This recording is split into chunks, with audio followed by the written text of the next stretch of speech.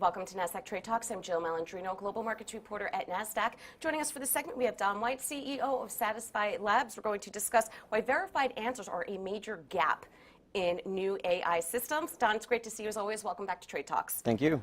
And I think with the exception of SVB blowing up, everything's been about ChatGPT, Google's chatbot Bard. I mean, everything's been around AI. Let's talk about Google's AI chatbot Bard and similar platforms. How do you expect this technology to evolve? Yeah, I think the biggest mistake people are making is they think only one is going to rule the day. But these technologies are giving us an opportunity to put this toolkit in our systems. We will use Bard, we'll use ChatGPT for different purposes and for different clients. How do you see it evolving? Is one better than the other? Do you think a lot of it is going to depend on the type of input that is developing these programs? Because of course, the conversations around unconscious or conscious bias, what's ethical, what's responsible. Each of them has their own tilts. If you ask them, they'll actually tell you. So Bard has online tweaking capability, whereas ChatGPT is really good at summarizing content. So you might find a use case where the relevancy is higher importance than the generalization or generation. So we're seeing just a lot of opportunities that you have to have a system that can switch and not dedicate itself to one or the other. Why are verified answers a major gap in newer AI systems? It's ironic that people are now giving a lot of jobs to the generative, but the marketing people and PR people want to say it a certain way. So you'll see examples where someone had a specific term they wanted to communicate, and what the AI will do is generate content, generate an answer that means the same thing, but not in the same brand voice. So you have to have both a verified answer, a generative capability, and multiple LLMs in order to really rule the day. So they're using a combination of how they want the voice to sound and what's coming out of generative AI. Yeah, even so, we offering them the ability to generate and then tweak and then publish.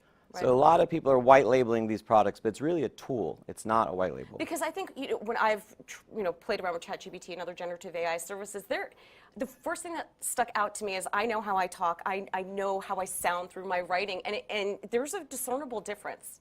You can get there. I mean, there is tuning capabilities, but sometimes you actually want to step in front of the generative AI. Not everything needs to be generated. Sometimes it could just be surfaced.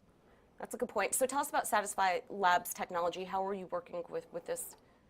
We actually released a patent the same week that OpenAI released theirs, so ours didn't get the same news that they did. But we created a context response system. What type of answer should be published to the user at this moment? Is it a generated one? Is it a written one? Is it an image? Is it a video? So that's where our tech was really well positioned, somewhat accidentally and somewhat purposefully. So we're excited that for our brands, which are the largest sports, tourism, and entertainment brands, they're really going to have a lot of pull and control over how this technology is applied.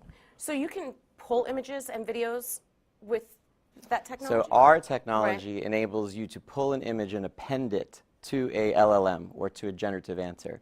Typically right now, and I'm sure that will evolve, even knowing who you are. If you asked a question, how do I personalize it to you? That's a combination of an LLM, tech like ours or someone else's, and then that ability to connect the imagery to you and what your moment is.